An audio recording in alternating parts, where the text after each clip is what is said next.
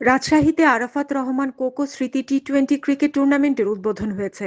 শনিবার বেলা 11টার দিকে রাজশাহী বিভাগীয় স্টেডিয়ামে এই টুর্নামেন্টের উদ্বোধন করা হয়।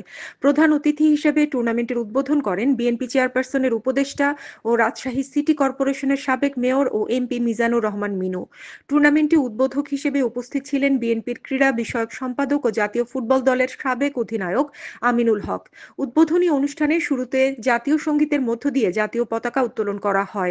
এরপর প্রথম বাংলাদেশ আমার শেষ বাংলাদেশ গানের মধ্য দিয়ে দলীয় পতাকা ও থিম সং এর মধ্য দিয়ে টুর্নামেন্টের পতাকা উত্তোলন করা হয়। এরপর ফেস্টুন, বেলুন ও পায়রা উড়িয়ে অতিথিবৃন্দ টুর্নামেন্টের আনুষ্ঠানিক উদ্বোধন করেন। প্রধান অতিথি মিজানুর রহমান মিনু বলেন, আওয়ামী ফ্যাসিস্ট সরকার যুব সমাজকে খেলাধুলা থেকে দূরে রেখে মাদকে নিমজ্জিত করেছিল। আমরা যুব সমাজকে খেলাধুলার মধ্য দিয়ে এগিয়ে নিতে চাই। রাজশাহীবাসীকে সুন্দর সমাজ উপহার দিতে চাই। আরাফাত রহমান একজন দক্ষ ক্রীড়া সংগঠক ছিলেন। তার স্বপ্ন বাস্তবায়নে কোকো ফাউন্ডেশন সারা দেশে বিভিন্ন খেলাধুলার আয়োজন অব্যাহত রাখবে।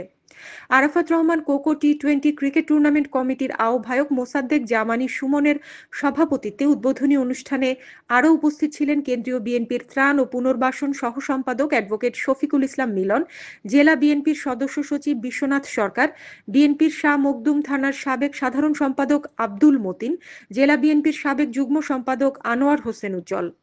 স্বাগত বক্তব্য রাখেন টুর্নামেন্টের সিনিয়র যুগ্ম আহ্বায়ক আবুল কালাম আজাদ সুইট। সার্বিক তত্ত্বাবধানে টুর্নামেন্ট কমিটির সদস্য সচিব হাসিবুল আলম শাওন ও যুগ্ম আহ্বায়ক জাকির হোসেন রিমন।